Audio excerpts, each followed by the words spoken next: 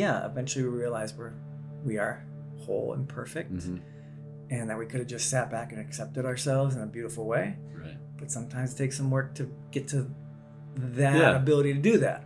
Yeah, it's like to truly relax, you have to work hard. Right? Is that part of it? Is that a quote? I don't know. I just made it up. It's like like a sport. Sometimes you have to practice the skills so that when you're out in the field, it's effortless. Even though there's a ton of effort, but the skills come automatically. Yeah. So freedom is inherent, but sometimes because of what we're born into, we need practices to help us remember what's natural. Yeah, I think that's right. What's going on? Make it seem natural to transit. Well, let me ask you this then. Yeah. All right. Let me ask you this then. All right. Let me. No, but let me ask you this though. What was I going to ask you? Universe, beep filter. Universe. And the coffee. Right. Woo! You ready? Absolutely. Who's listening out there?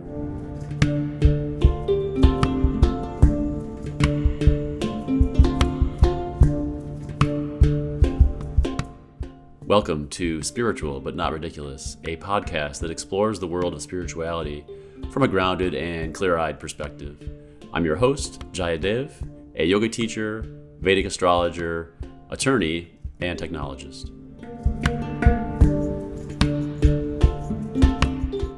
Adam Schomer is a documentary film and TV director, writer, and producer, and the president of I2I Productions.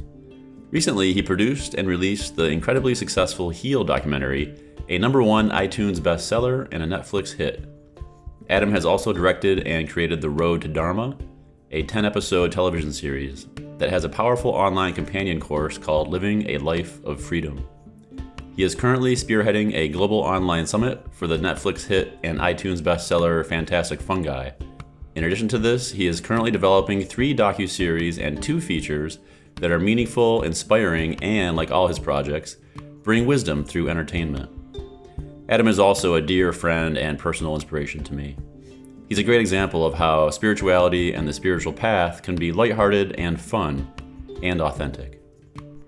In this episode, we explore the role of fear and forgiveness on the spiritual path, utopian communities and the importance of community, and giving people tools for living through the kind of elevated entertainment that Adam produces. We also talk about the power of following your heart, how to build resilience, and much more. Here is my conversation with Adam.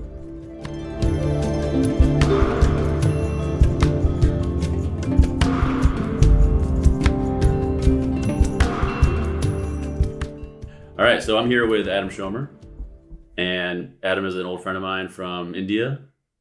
Yeah. He's a producer, writer, director, yogi, and a body surfer. Professional body surfer. Yeah, there's a big circuit. So I appreciate you being on the podcast. Absolutely. You're one of my favorite people, longtime fan. Thank you. Yeah, so you're known for, among other things, The Highest Pass, a documentary about Indian yoga teacher, right? You could say that. I think it's really about facing death and fear. Right. Yes. Right. Yeah, it's about a bunch of people on motorcycles going over the highest pass in the world. True. Was that Ladakh? It is up through Ladakh. Yeah. Yeah. Ladakh, India, northern India. Yeah. Beautiful documentary. Highly recommend it. Thank you. Early in your career, so very impressive. First film. Yeah, first film. Probably hardest ever, but first film. Yeah. I mean, it's impressive on many levels, but even just the fact that you got it is impressive. You know? Meaning that we got the footage? You got the footage. Yeah. And didn't die. That was what I was more impressed with. Right. Like, it's like first time producer, first time director, and first time motorcycle rider. Which was the hardest? Right. The motorcycling was the hardest because that's where you die. Right. So and you fell, right? On that one? That was later. I'm sure I fell a couple of times. Like not hard falls, just like early in the trip. There's a drop of the bike. Like I went to pick up someone's sunglasses or something and forgot my bike was on. Right. You know. We can talk about that more, I guess. Rookie mistake. Riding a motorcycle is dangerous when you don't know how to do it. Right. Yeah. Right. Because at that point you've been riding for how long? 2.5 weeks. 2.5 weeks. Yeah, before going on probably a very treacherous ride. Yeah. Okay, Highest Pass, and then you've also done like the One Little Pill, right? Yeah. Heal, which I think everyone probably knows. Yeah, documentary about How the body can heal itself, right? Yeah, empowering people through our emotions, through our thoughts. Yes, the body heals on its own. That we also have more of a part to play in our healing than just taking orders from the doctor. It's not pissing on the Western medicine. It's saying let's integrate. Kind of like integrated medicine, saying let's look at it holistically and say, hey, our emotions have something to do with it, our thoughts, our visualization, our purpose in life. So we cover a lot of things in that film, and it's helped a lot of people. Very proud of that one. Yeah, it's a beautiful film. Thanks. Yeah, and then you have your own production company, is that right? I2I Productions. I2I. Yeah. And so what's the focus there? The focus of the production company? Yeah. Great question. The tagline is uniting entertainment and wisdom, right? So I came from a comedy background. I came from story in a narrative sense versus nonfiction.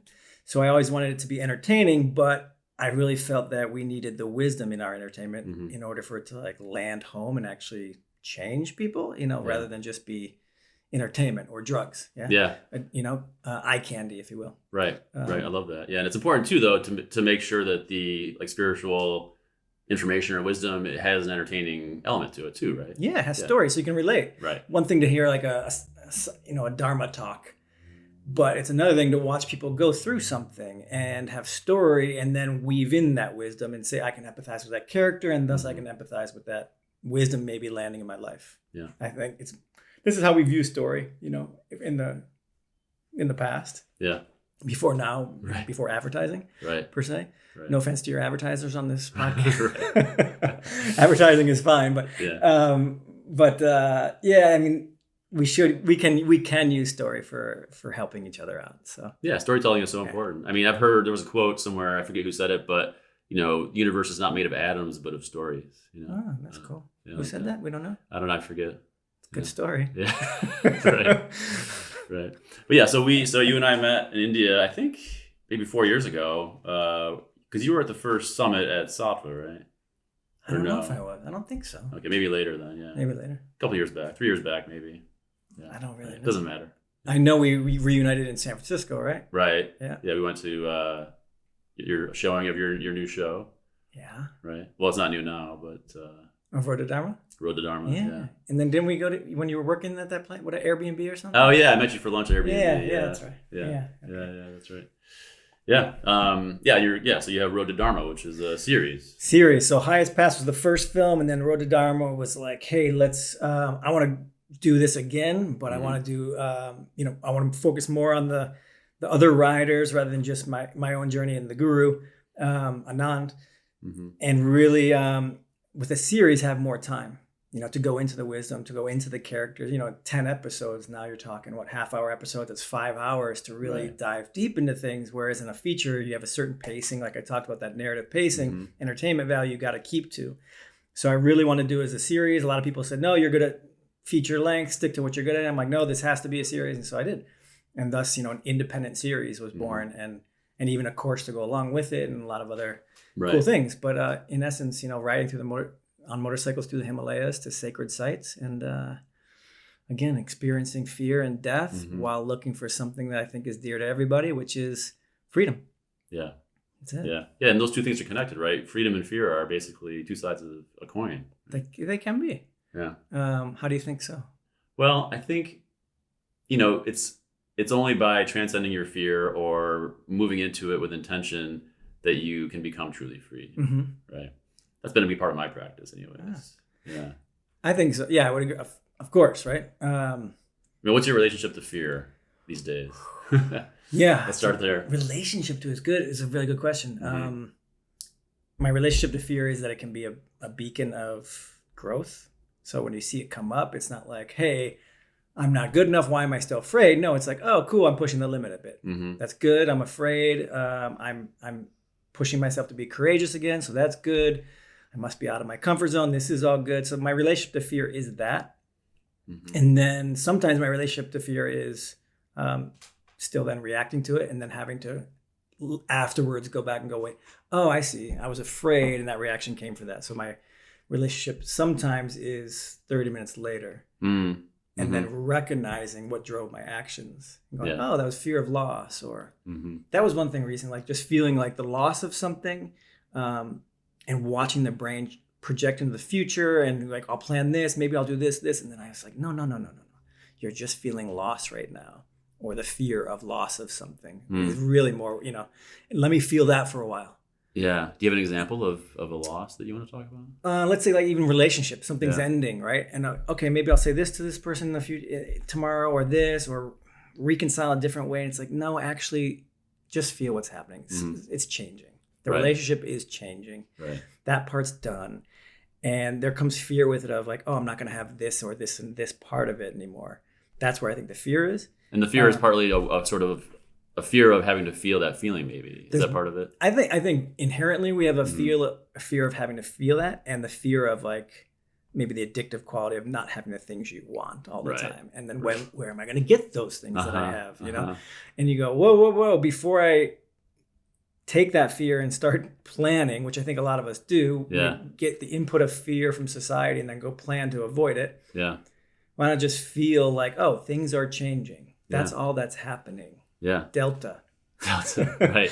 Life is changing. Life is changing. Yeah. That's what happens. Yeah. And go, oh, that meaning things are always dying and things are always rebirth. Like that is actually life. Right. Versus avoiding that part. Right. And going, oh, let me for once feel that thing called loss. Right. And not have to run from it. Mm-hmm. Yeah. It's beautiful. Part of what you're talking about too is getting comfortable with just feeling intense emotions, right? So is that part of it?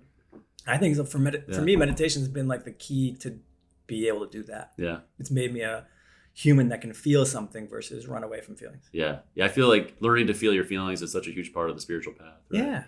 I mean, I've spent entire, meditation sessions just crying on the mat, or on the meditation cushion. This is beautiful. Yeah.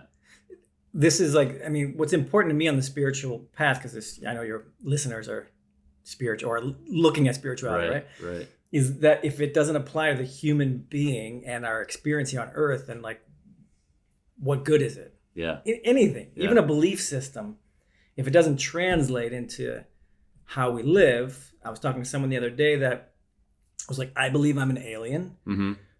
I came from this planet. You're this type of alien. This person's this type of alien. And I'm like, okay, And then I just said, well, what's that do for you? Right.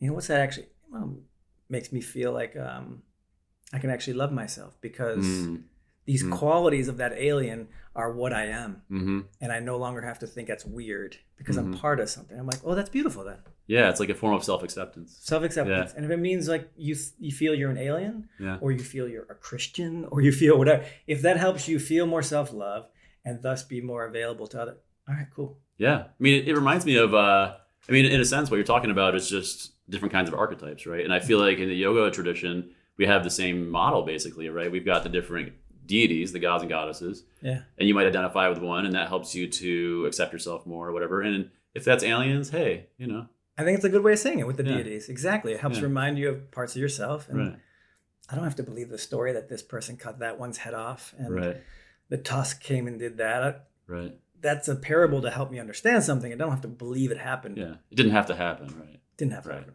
Right. Yeah. And these are all just stories, like I was saying. The universe is made of stories, right? You did say that.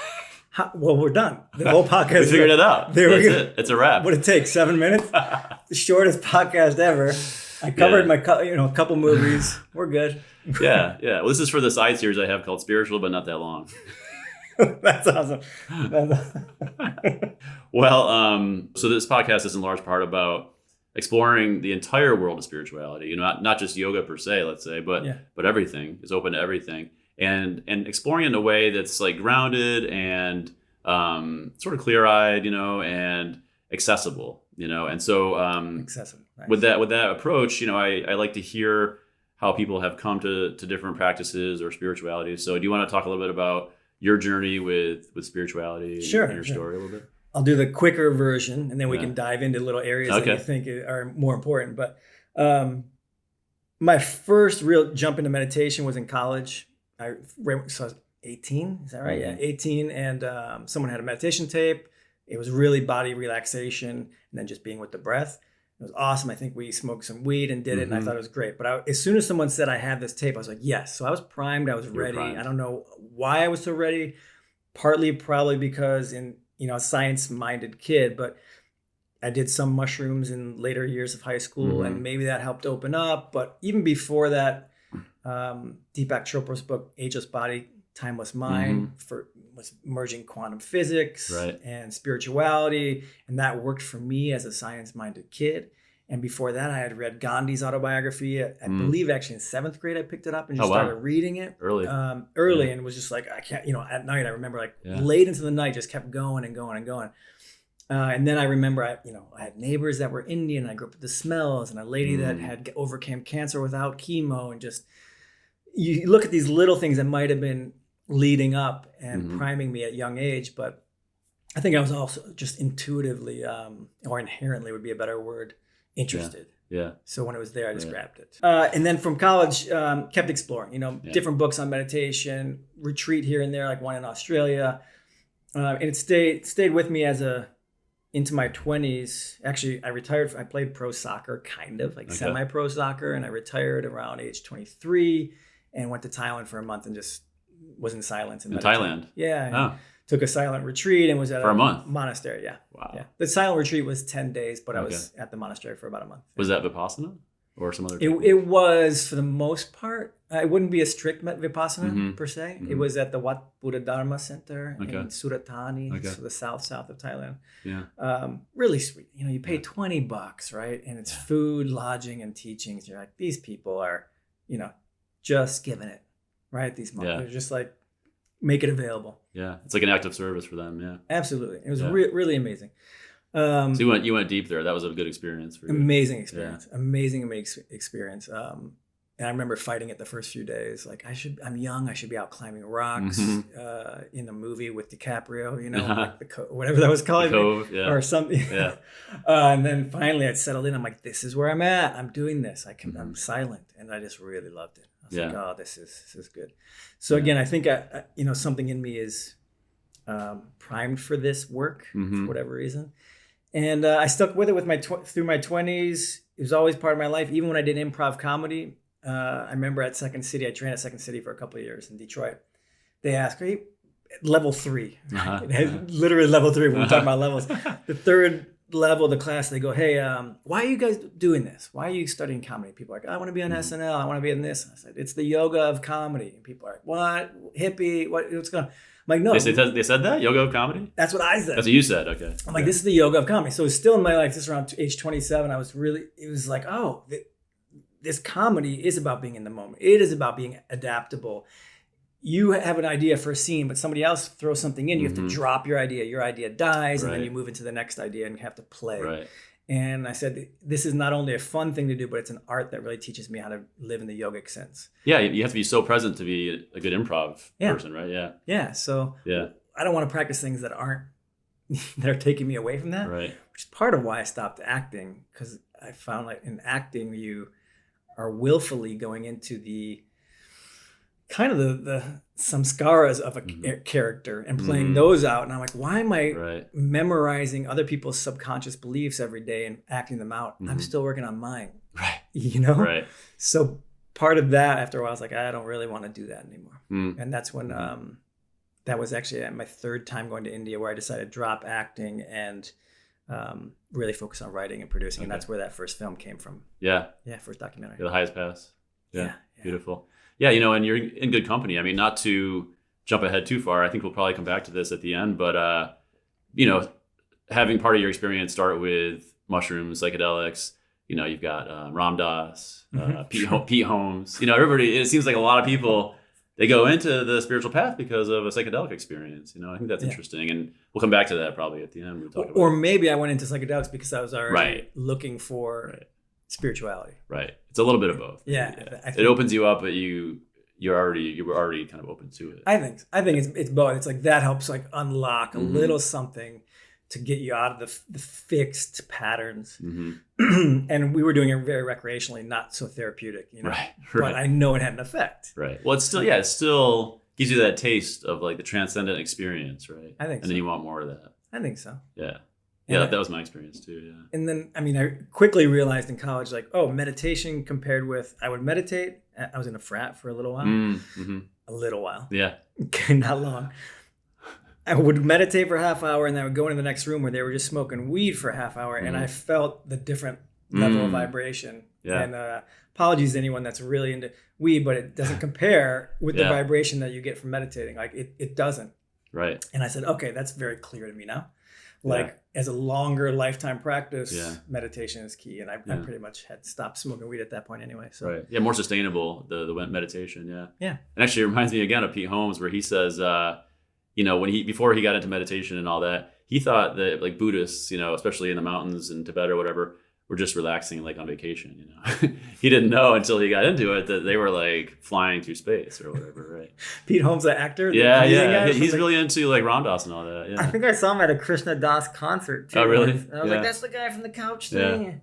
Yeah. His book, Comedy Sex God, is phenomenal. All right. Highly recommend it. Yeah. Comedy Sex God. I read it twice. Wow. Yeah.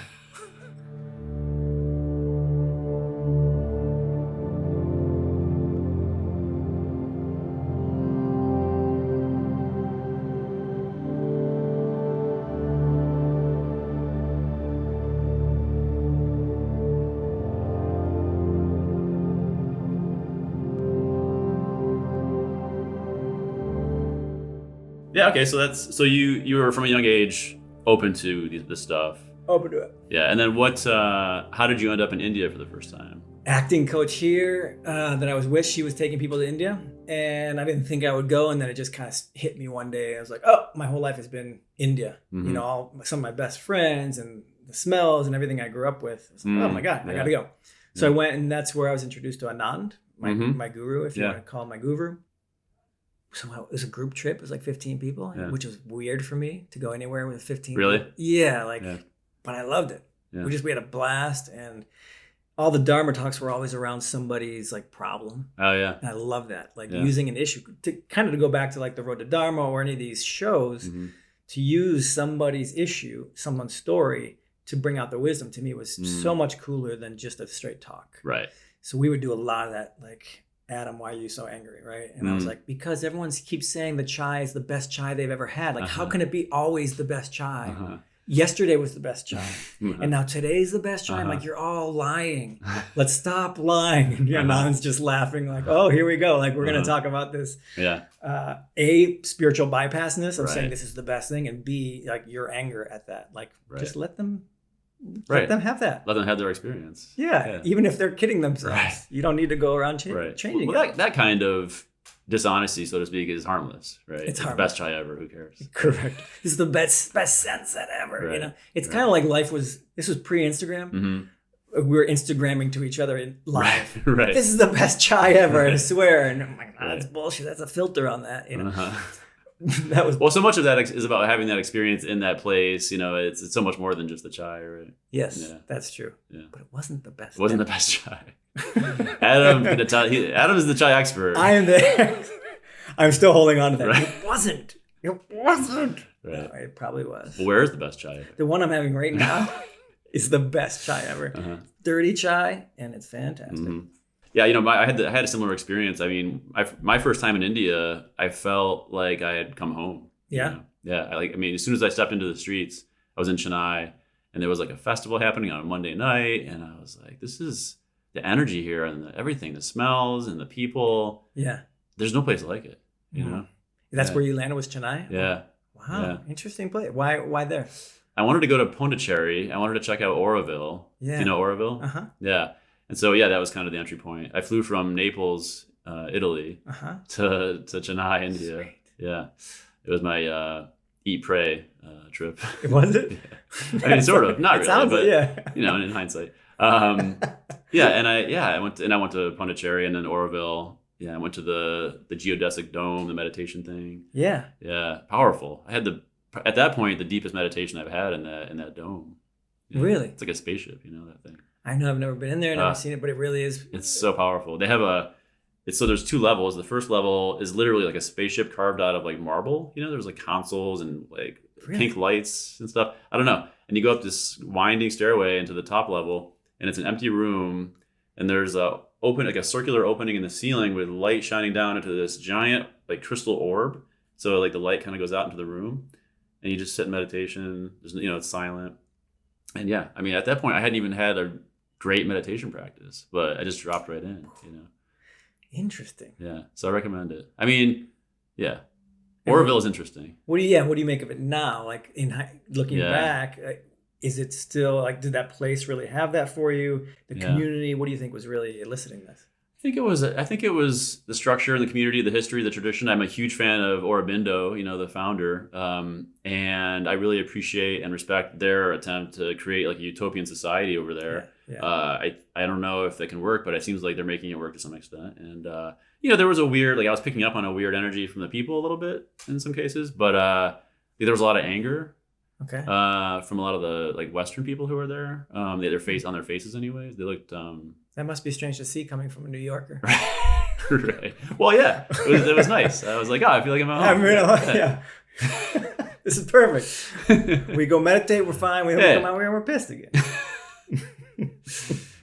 But yeah, Auroville, I recommend going at least once. Yeah, it was great. I'm fascinated by communities. That's a whole other topic, but just people pushing the edge of like what it means to live in community is really interesting to me. Yeah, me too. And this desire to try to create like some kind of idealized, like almost utopian community. I find that interesting. Yeah. Yeah, and I think it can go so wrong. We've seen this many times with like Wild Country or whatever, But I think it's not a reason to give up on the spiritual path, for example. That's for sure. Because I was going to say, like, our current society has gone way, way wrong. Totally. So what do you mean? Like, we should be trying other ones. We should be trying. Yeah, this has gone off the rails a little bit. Like, no offense to all of us. Right.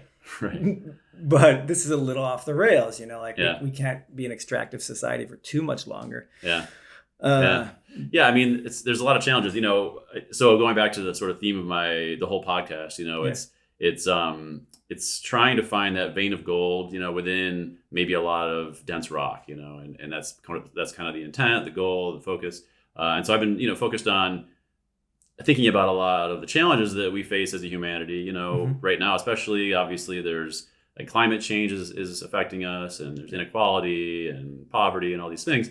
And so I personally think that spirituality can be, instrumental in addressing a lot of that, on a mass scale. Mm-hmm. And so what I'm interested in exploring a little bit too is, two things. How do you get spiritual practices to more people? So we can talk about that. Sure. And, how do you avoid a lot of the pitfalls that seem to be like part of the path, like spiritual ego or, these maybe following like a perverted guru or, all these different things that happen to people, like, I'm curious, maybe let's start there. Like, do you have any thoughts about how to, stay kind of like focused or, to avoid these pitfalls like spiritual bypassing and all that stuff? Sure. Forgiveness, number one, because it'll happen to us all. So yeah, absolutely. Humanity. I mean, acknowledging people's humanity is so huge. So huge because we will go up and down. I think we've known it in this. And if we can't forgive ourselves and for what our path, our failures, then we have no chance of then taking the next step into like the man we really are or the woman we really are. So I think forgiving yourself, but also other people. Is that I mean, for sure yourself for your own transgressions and your own otherwise you develop a spiritual ego to protect the fact that you failed and not want to own it. Right. That's what I think goes on. Right. Oh, I have an identity already as this newly created spiritual me that now is afraid of losing that new identity that I think was stronger than the last one I had. And you gotta go, well, no, you still need to own up to things you're doing incorrectly or people you've wronged or whatever. Relationships where I wasn't as honest as I should be and could be. And so you call yourself spiritual. It's like, I am human too. Yes, I could have been more honest, right? Yes, I agree with you. I've made mistakes. Right. So I think taking responsibility is a big way to, and forgiving oneself and just being honest about where you've messed up is a good way to avoid the spiritual ego, if you will. Yeah, that's a good point. Yeah. But forgiveness is not easy, right? I mean, especially forgiving other people. My experience has been, it's a very complex kind of intense emotion. It can be. Yeah. Right? I guess I like Michael Beckwith talks a lot about just releasing resentment first rather than forgiving the person. So it's a multi-step process. Yeah, it's easier to let go of your resentment of them than it is to quote unquote forgive them. Because Right. letting go of the resentment has nothing to do with the actual act of what they did, right or wrong, and Interesting. forgiving it. But I don't want to hold on the resentment part anymore. Yeah. I don't want to hold the anger part anymore. Let's start there. Yeah. I remember just 5 months ago just saying, I don't want to be angry anymore. And Yeah. boom, then the tears came. Okay, Yeah. the healing started. The forgiveness started for someone I had been in a relationship with. I just had to say, I don't want to be angry anymore, which is I don't want to hold the resentment anymore. Yeah. Why did I want to hold it before? I don't know, probably because it helped me feel better about my position. Right. I don't know, it's nice to resent someone, then I don't have to take on, again, the responsibility, which we were just talking about. There's a vulnerability too, I think. Like if you're forgiving somebody, you're opening yourself up in a very tender way, right? To that person, to being hurt or disappointed. You're having to acknowledge like the messiness of human relationships. Yeah, it's a lot. It can be a lot. Yeah. It's not, it's a good practice. Right. It's a good way to avoid these other pitfalls. Right. Right. Forgiveness of self. The other ones you talked about, perverted guru, so to speak, or I think the good way to watch out for that is just trust your intuition. Don't, if you feel something's off, like honor that, Yeah, but how do you know, like sometimes it can be hard to know. So a big part of the spiritual process, as I'm sure you've experienced, is sort of releasing conditioning or releasing your own issues, right? And so how do you determine if something is your intuition, like legitimately your intuition, or like you're triggered and you think that's your intuition? Yeah, practice, I guess. Yeah. And then forgiveness for yourself again. If I think this is my intuition, you make a step and you see after, like, was it just a trigger and hindsight? But you got to start playing. Just like I have a compost outside and a garden, like I'm stepping into it from the beginning, saying this is a learning process, not necessarily to make vegetables that are economically sound. Right. Let me just learn. So when the first mistake I made, which was bought a compost that was totally wrong for the city, I had to just laugh out loud, like that was a $150 mistake right off the bat. So maybe that's a good beginning. Yes, part of what you're getting to is like this American tendency, I feel, to want to do everything the best and like to be an expert right away. And I think this is a lot of the things that get us into trouble on the spiritual path, right? Is like wanting to be like, oh, I got to be, a good yogi or a good whatever. Yeah. And then that prevents you from acknowledging maybe, that you made a mistake or that, you're not perfect.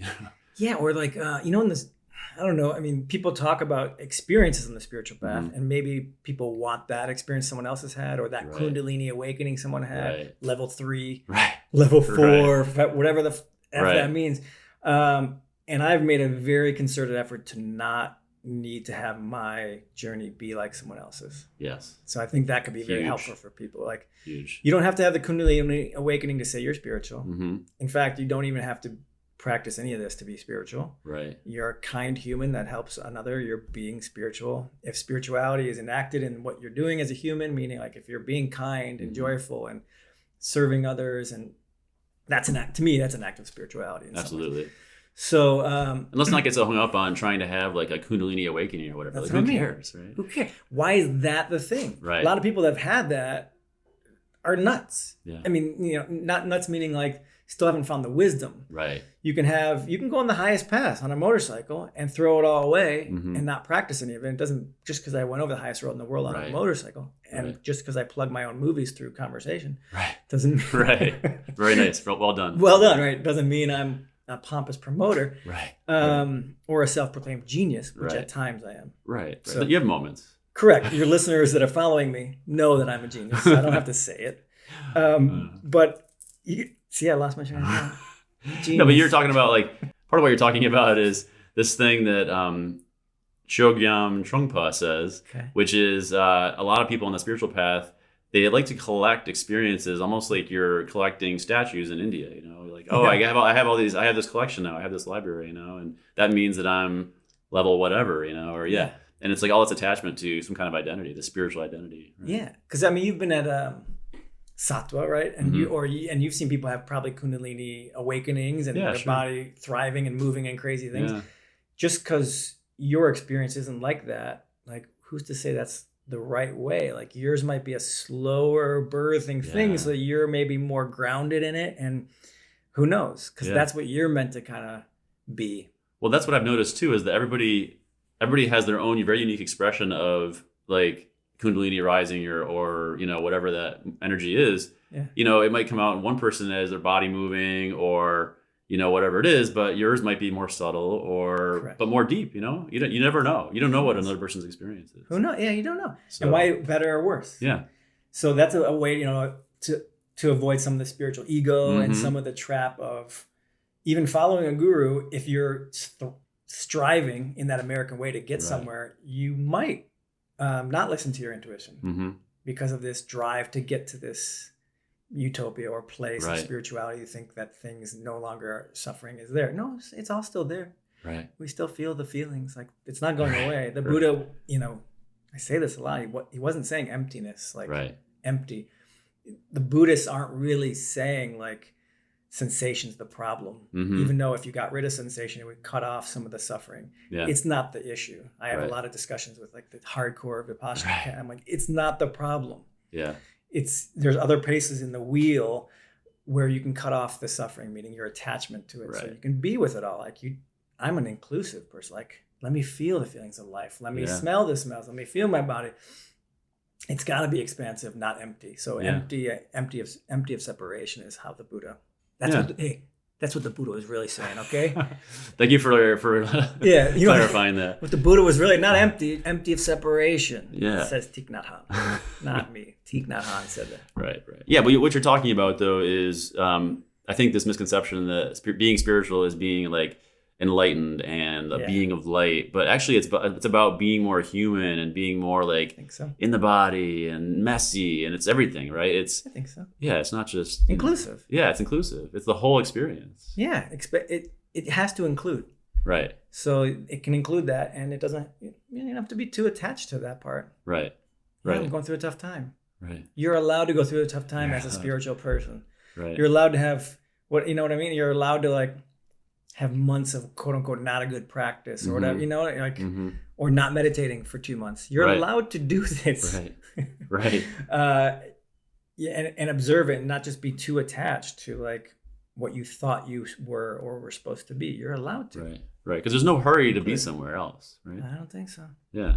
I mean, talk to me, you know, tomorrow on Monday, on the real Monday, And the real Monday. when all the emails are flying in. Uh-huh.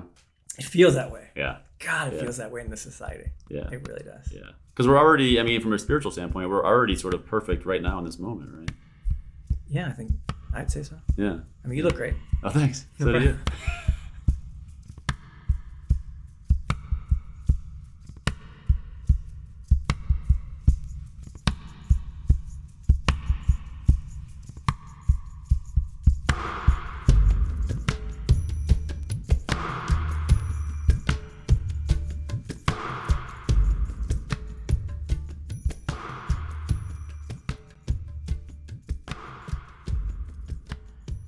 Okay, so if we're already perfect, or we're already spiritually sort of like whole, let's say that, why practice? I don't know. Yeah, because it's fun. No, I mean, I think on some level there's like I was called as a kid to want to read Gandhi's book or to meditate. Like I think we all seek more liberation. Yeah, We seek to unravel a little bit more. right. So You could say that life has like the seed of evolution inside of it. Is that one way to put it? absolutely, well said. So it's not so much like I know why or to get something. It's just living is this. Mm-hmm. This is life. Evolving, if you want to call it evolving. Has to do with kind of open up. You study a lot, right? Like you love going to grad school Yeah. all the time. Yeah, I've been to grad school twice. Yes, Yeah. twice. That's amazing. So it's like, why? Because you want to learn stuff. Like you just have a natural. I love learning. You love learning. Yeah, It's probably why you're doing this podcast. absolutely. You love learning. Yeah. I love the idea of freedom. A lot of my films tend to be around freedom. Right. Why is that? I don't know. Just, maybe past lives, who the heck knows? But I know we all want freedom. I mean, look at the political society and how it's grown for 2,000 years, how we've edged closer toward freedom. Right. True freedom. True freedom on an inner sense, but also political freedom, if you want to call it that.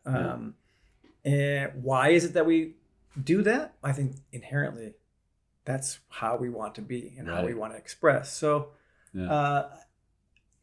eventually we realize we are whole and perfect, and that we could have just sat back and accepted ourselves in a beautiful way. Right. But sometimes it takes some work to get to that ability to do that. Yeah, it's like to truly relax, you have to work hard, right?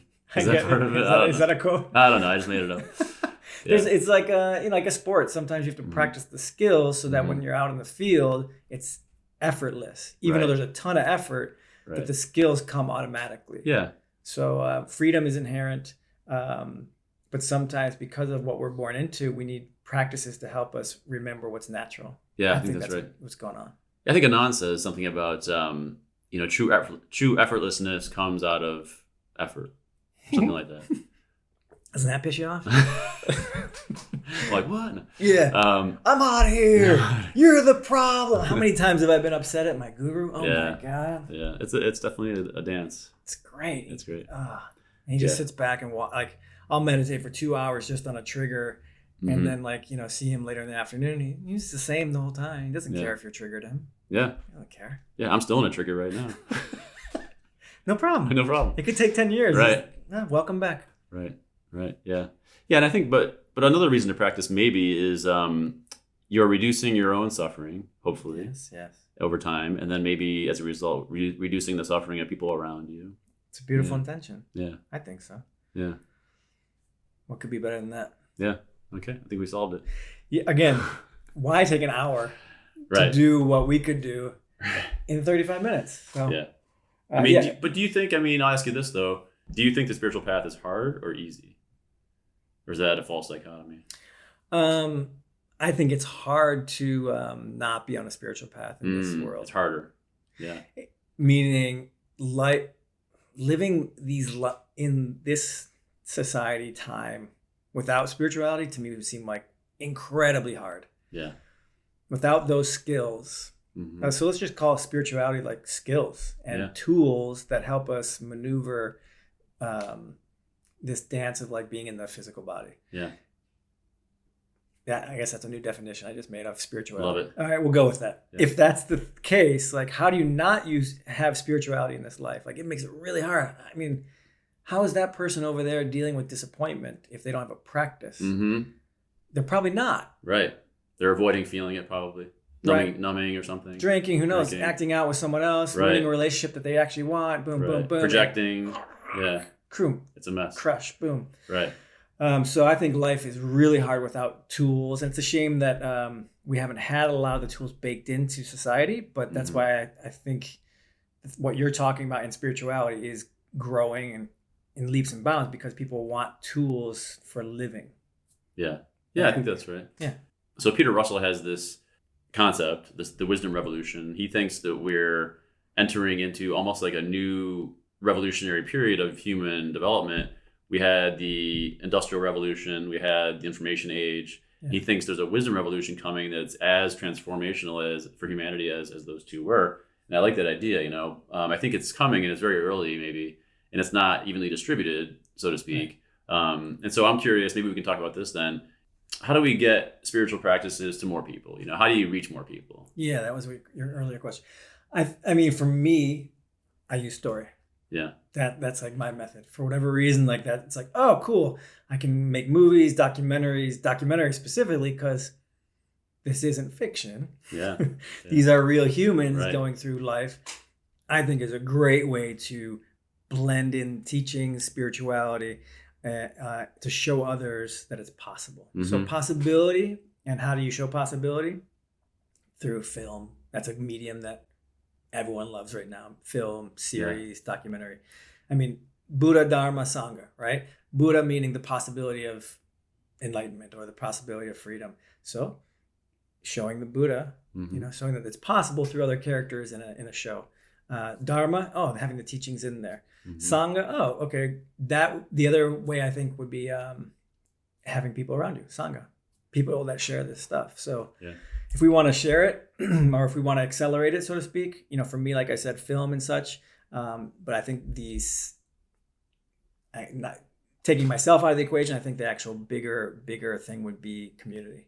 Because we have access to the internet. We have the teachings. They're pretty accessible for people now, the apps and this, but community. we need people around us that are speaking the same language, that are supporting our practice, that can hold space for us when we're dicks and to reinforce that honesty you were talking about earlier, right? Yeah, keep you honest. Yeah, keep you honest, let you be honest. Right. You know, I mean, you can just be honest anyway, but yeah, this is a big part of what I love about your work is that you're reaching so many people through this medium. Yeah, so it's powerful through film and such. Yeah, I think it is powerful. I mean, Heal is a very good example of a lot of people that respond and say, I got sick and I watched a movie and I saw possibility with my diagnosis.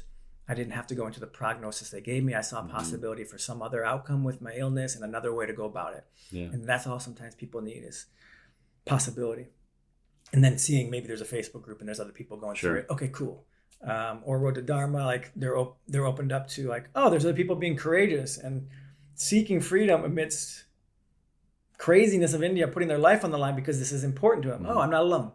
Oh, that's cool. That's helpful. Yeah. It's really helpful when you know you're not alone with like these crazy thoughts, so to speak, or this crazy desire to want something different in our life. Yeah. I think. Yeah. Do you hear from a lot of people that have seen those films? You know, what do they say? Tons. Tons. With the Road to Dharma, it's cool because the course that's along with it, like people dive deep. Yeah. Of course, it's probably even the wrong word. It's kind of like this immersive experience because there's meditations and chapters and the episodes. Right. People that really do that, they make changes in their life.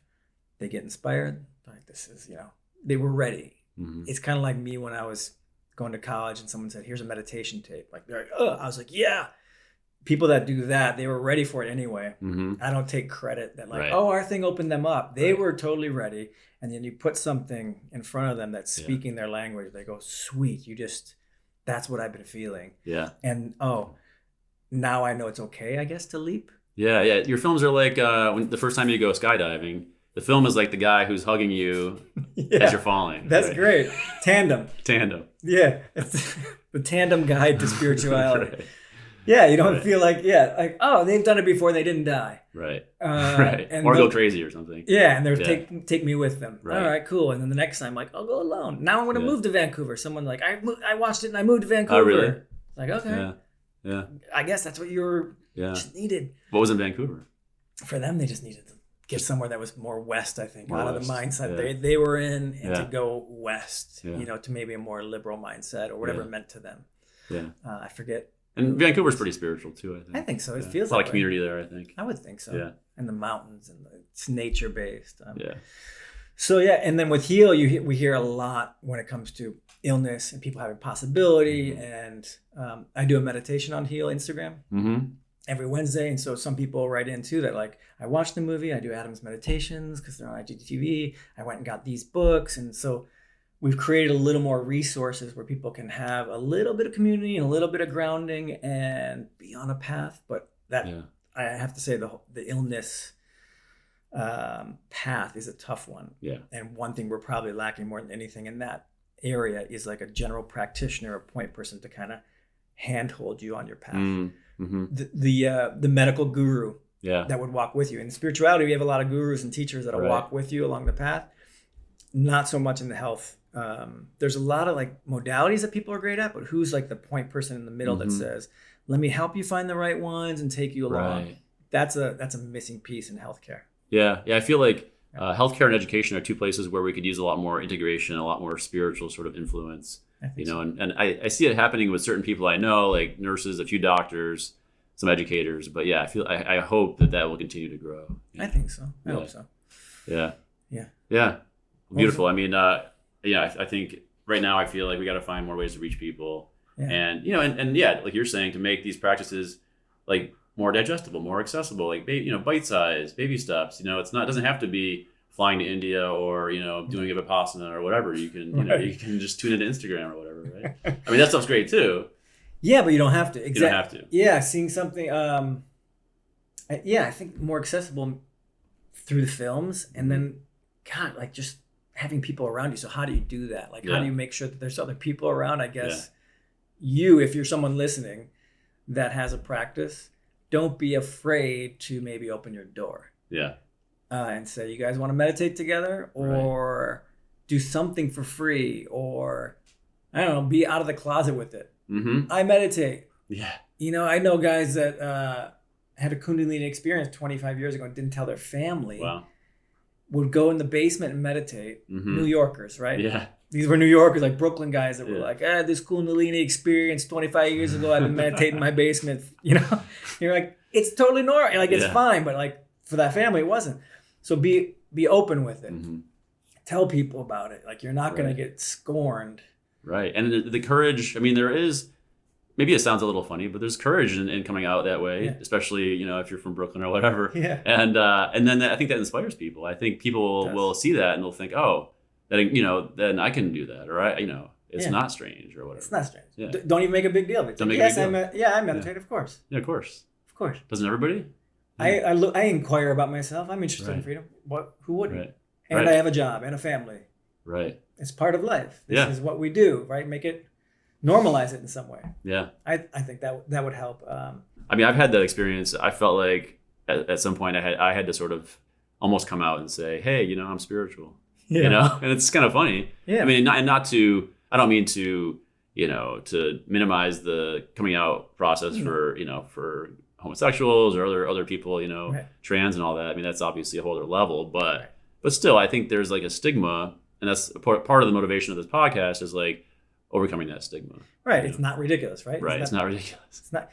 Yeah. There's the stigma if it's ridiculous, right? Because some of it is. Because you're gonna lose touch. You're gonna become escapist. You're gonna be like, you know, woo woo or whatever. You know. There is a fear of that. Like if you do, like even if you do a psychedelic, or if you go off to India, that you won't be able to, when you come back, have a life. People, I think it's a genuine fear. Right.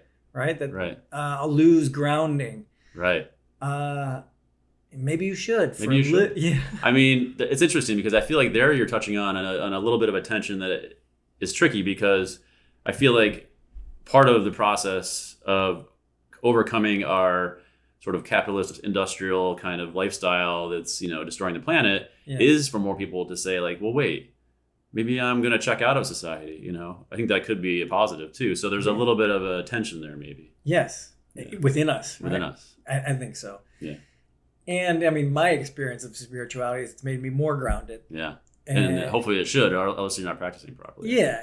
But I understand people's fears too, because there's so much ridiculous. Right. People that go have an experience and come back and think they are enlightened. And like you said, the spiritual ego is abound. And you don't want to be one of those. Or I didn't want to be a yoga teacher. Right. You know, that was a fun story because I'm training there with Anand one-on-one for 6-7 weeks and just meditating with him by the river every morning, and we're talking and I'm recording it and writing it down. And then one day he says, hey, will you teach my yoga class? I'm supposed to teach some people today. I'm like, Anand, I don't want to be a yoga teacher. I mean, it's too cliche. I'm in LA, I do acting and writing, and I don't want to be a yoga teacher. All the ego. I just don't want to be that. Right. You know? He's like, I'm not asking you to be a yoga teacher. Right. I'm just saying, will you teach my class? And then, you know, that's the cool thing about, like, he's very simple like that. Like, you're getting in your head, man. Right. I just said, will you do this for me? Like a favor. Yeah. That's when having a teacher can help. They can kind of, you know, call you out on things and simplify things for you too. Yeah. Like I remember, it reminds me of one time I was there, we were all doing this river run. He likes to do this thing where you run in the river up in the Himalayas. It can be pretty hairy. I mean, it's, you know, you're running on these slippery rocks and it's like, it's a mountain. And so the first time I was going, you know, we were all getting ready and I was asking him all these questions, you know, is it dangerous? Am I going to fall? Have people gotten hurt? You know, and he was like, just go on the run, you know? No, I know. I have a little experience of that because when we just went to the beach, you're like, all right, should I bring a towel? Right. Do I need my glasses? Should I bring my phone? I'm like, what? Yeah. For me, it was a little weird because I go to the beach every day and I have my thing. Right. You're just you inquire. I inquire, and you know, I'm a little bit in my head sometimes. You know, join the club. Right. So he called me out on that, and he's like, just sub my class. I'm like, okay, you know, and then I subbed the class. And he's like, how was it? I'm like, oh, I really liked it. Okay, teach my next one. Okay. Mm-hmm. Oh, I really like it. Yeah, I thought you might. You know, why don't you teach? You know, and so then I taught yoga. Yeah, you know? That's another huge benefit of having a teacher that can really see you, is they can see the potential in you that you can't see, right? Yes. And that was my experience, especially with him. Oh yeah. Yeah. What was he seeing in you? You know, I showed up. What was he seeing in you? What was he seeing? What could he have seen in me? Oh my God. The tone is somewhat. What was he seeing? Wait, what was it?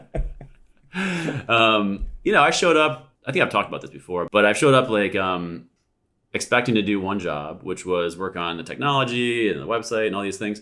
And then there was a kind of a change of plans, and I was going to be teaching in the trainings, and great opportunity. But at the time I was thinking, I don't know if I'm ready for that. I mean, at that point I had done a bunch of trainings and everything, but and I've been teaching for years, but still, but I saw that he knew on some level that I could. And so that gave me the confidence. And then I found out that I could, I think. Yeah. Yeah. I think so too. I think we create all these like RYT this and that. Right. Once I have this, then I can. Especially if, again, you love grad school and you're used to getting this before you go do that. Right. And another friend of mine is feeling the same. People won't take you seriously until you have X, Y, Z. And I'm like, I don't know. Why don't you just go do the thing before you have to be legitimized in front of the quote unquote peers. Right. And that brings me back to the whole like coming out of the closet thing, which friends of mine that are very successful filmmakers, doc filmmakers, would say to me, they're like, I admire, like, you're just so free with that. You make this kind of content. Right. I'm like, what kind of content? Like, they're like, spiritual stuff. I'm like, I just make what I like to make. Yeah. And I go where I'm kind of drawn in the project. And I don't think twice about the fact that it's like spiritual as if I'm in some like kind of subset of it where it's taboo. And they, being like Academy nominated people, couldn't come out to their friends that they made spiritual films or wanted to or were spiritual. And I'm like, really? I didn't realize there was that stigma in Hollywood that somehow you're not as legit. Like, will CNN still hire me to do their work also if I also did a spiritual film? And I'm like, you really worry about that? I was blown away. I'm like, you're nominated for an Academy Award. Like, that's a pretty nice calling card. Yeah, that's a level of power too. Yeah, like, on some level. You think that having done a spiritual film takes that away suddenly. That's the weird fear of like, oh, I'll become ridiculous. Right. And I feel like you're touching on maybe like the most important thing in a way. Oh, really? Yeah. What is this? Only 45 minutes later. No, I do feel like there's a way in which, not just in Hollywood, but in like business and industry, everything, people have a thing they want to do, or they want to be more authentic and more true to themselves, but they don't because of a fear of being judged, or they're going to lose an opportunity. And I feel like if everyone would just do the thing that they want to do, like just forget about the repercussions, forget about what people think, the whole world would change, Yeah, because there's probably more people that want to do that than totally. We think everyone else is something else. Yeah. Everyone's hiding behind the curtains. Yeah, everyone's playing it safe, and we got to stop playing it safe. Yeah. That's how I feel. Be open with the projects you want to do. Right. Yeah, I did a spiritual film, so what? Yeah. It's great. Every film is spiritual, technically. That's the thing. I kind of bring the ridiculous out of it. Right. What do you mean spiritual? You mean because it had meaning and it inspired people? Right. And it wasn't so driven on the same old archetypes of the prince gives the princess. Mm-hmm. Yeah, I know Hollywood likes to like repeat itself and do what works so that it can churn out money. I get, sure, okay, it's going to do that. But you can go over here and do ones that are different. Right. And, but will I lose this thing? Right. Hopefully you will, to be honest. Right. Maybe we'll have fewer sequels, remakes, if we could do some spiritual. Yeah, everyone just jump out. Like you said, like if everyone showed their cards and be like, wait a second, we all want to make some cool stuff. Right. I think it would change the world. It would change the world. Yeah.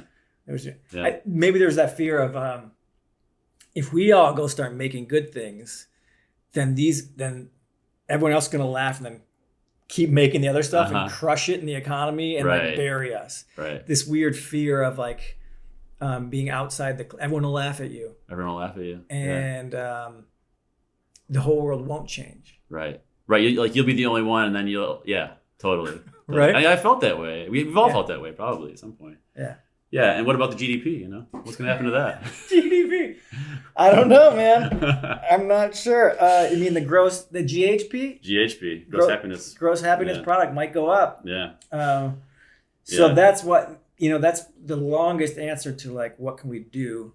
Yeah, I love it. To spread and help each other is like to be more open about it. Be open. Whatever profession you're in, like talk about it, integrate it. Right. Wear your mala beads to the office, Do it. Yeah.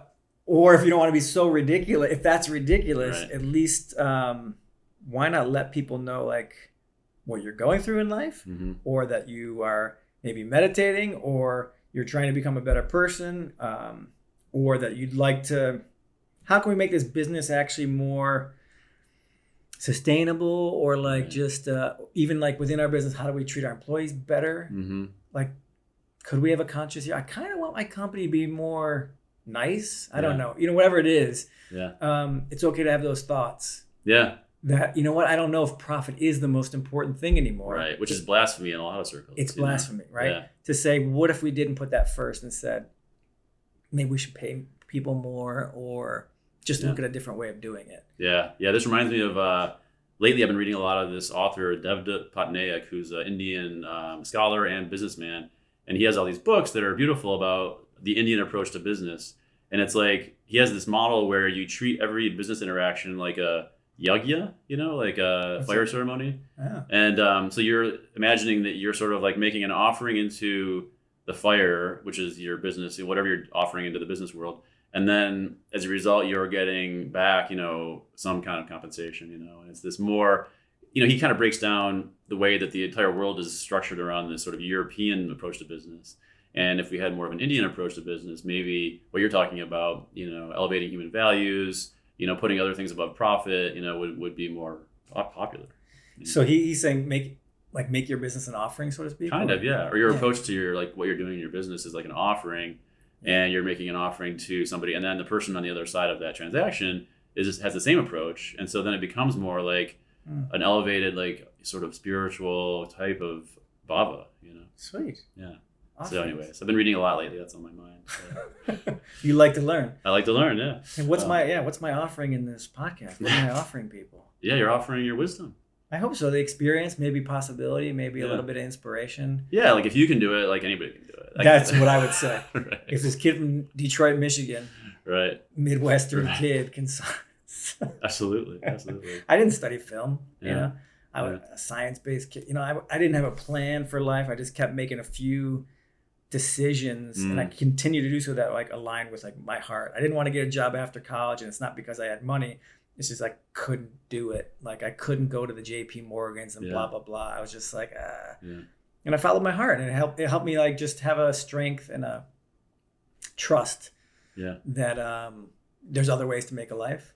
Yeah. And my nephew kind of summed it up because he just went to college, and he's a very like emotionally like intellectual, emotionally mature kid for his age, I think. Because I'm like, I didn't really talk like that when I was your age, I was still drinking and doing shrooms. Right. Well, that's the new generation, I think. I think it is. Yeah. They've grown up with more yoga and stuff in their vernacular, and uncles and stuff that go to India, right? I didn't have the uncle that went to India. But he said, like, I've had these three different uncles, me and my brother. He's like, you make movies in LA and go to India and all of this. My other brother does like mortgages and very successful and has a family in Michigan. My other brother just kind of does what he wants and like does not really at all thinking about career or this. It's just more kind of service where he needs to be. It's just a totally different form of life most people wouldn't understand. He's like, it showed me a lot of different models of living that is not the way America puts it. Right. You can live life a lot of ways. I'm like, that's really cool to have that growing up and to know that like, you'll do what's your way. Yeah. Well, it's great to hear too. It sounds like what you're saying is if you just follow your heart, things will work out. I don't know if I said that. That's going to be the quote on the cover. Things don't always work out. If you follow your heart. What does it mean to work out anyway? That's what I mean. People are like, but it didn't work out. He said it would. Right. Well, you didn't die so far. We're all going to die. So, Chad, I don't know what you're implying. That I'm going to be immortal because I followed my heart. Meaning that the benefit of even like following your heart just starts to help you inhabit a being of faith, a being of trust, and a being of more in flow with the mystery of things rather than I'm going to like, do what's expected or what I'm afraid of, so to speak. So to me, working out isn't the end goal. To be working out is like that, I built a muscle of being able to kind of keep stepping in. Yeah, I love that. Doesn't mean like my bank account's full. And, you know what I mean? Like, or that I've achieved some success or not, because 4 years ago, I was totally broke. Right. And so what would you say? It didn't work out for me? Right. No, because at that moment, I'm like, you love yourself regardless of like your knee is broken. You have nothing in your bank account. You just broke up with someone. You have no place to live. And I'm like, this is where you practice, dude. Mm-hmm. This is where you just totally love yourself and are happy for no reason. Yeah. This is where you do it, you know? Yeah. When it's quote unquote not working out.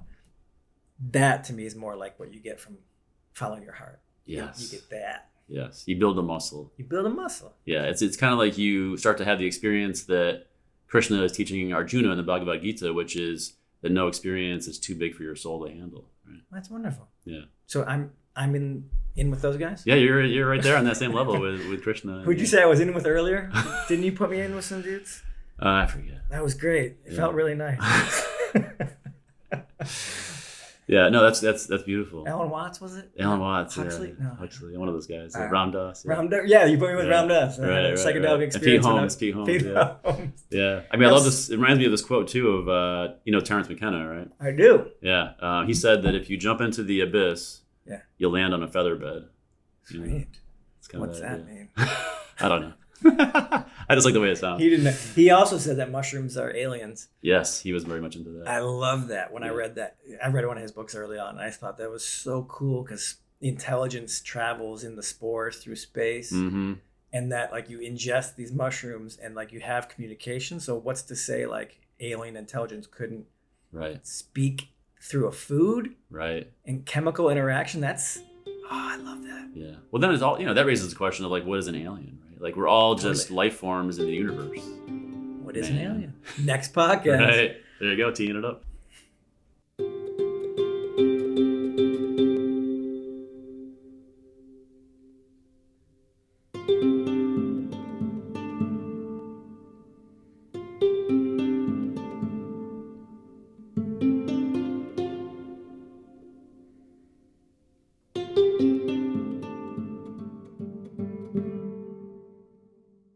Well, I ask all my guests this question.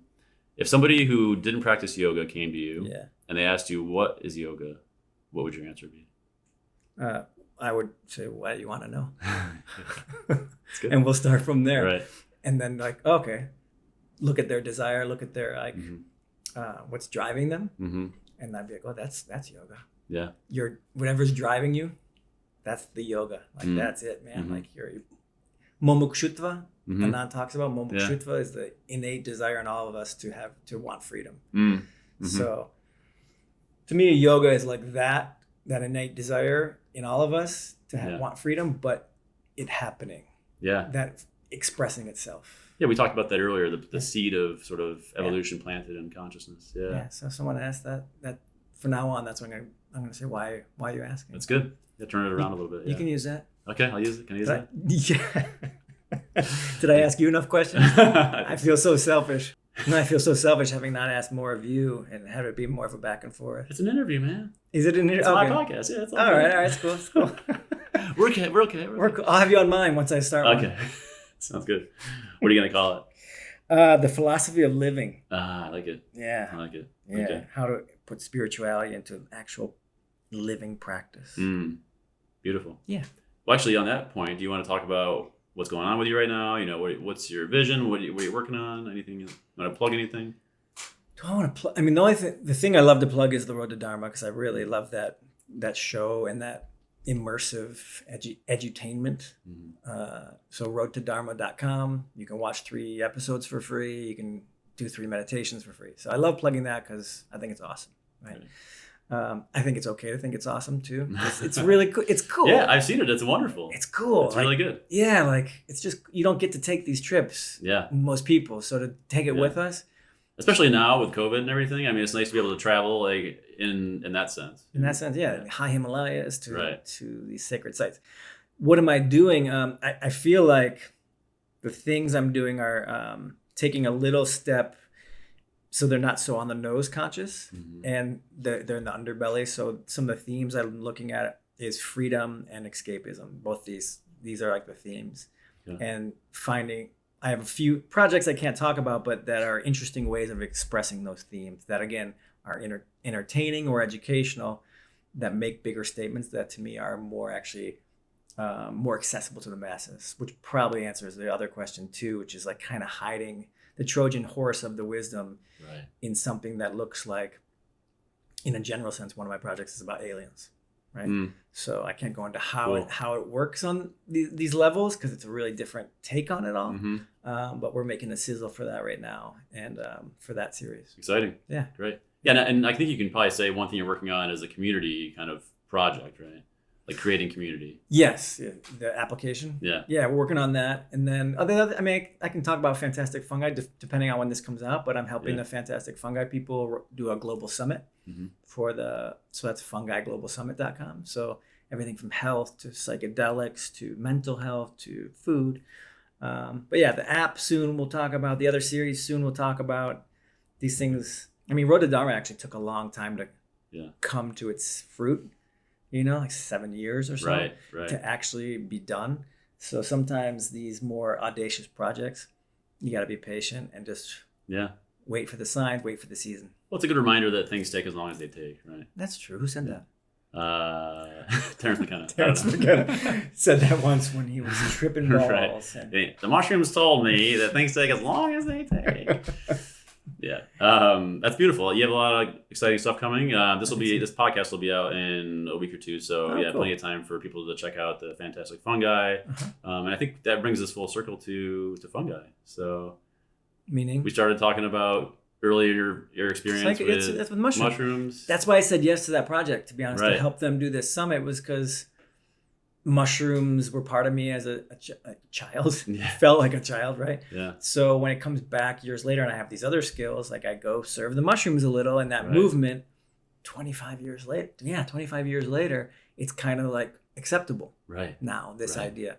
Same thing, I did a film with the Native Americans, Lakota people, called Women of the White Buffalo.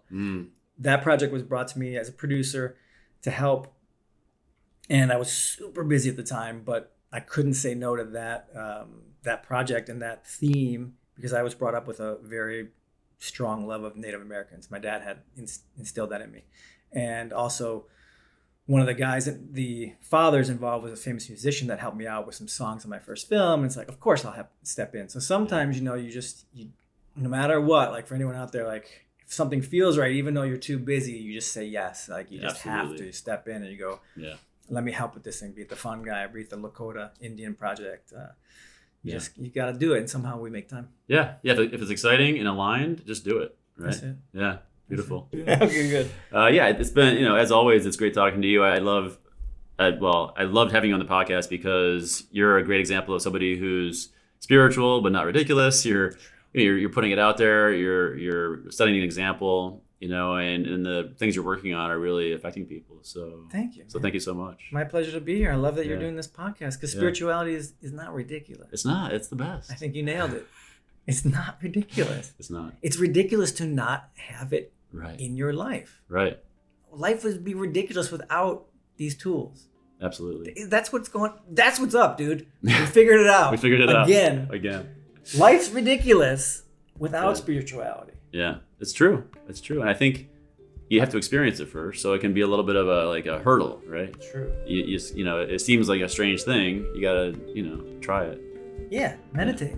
Just check it out. Check it out. Yeah, great. Well, I'll put all the things we mentioned in the show notes and links to your website and Instagram and all that stuff. Yeah. All right. Well, Adam, it's been so great. Thank you so much. Hey, Chad.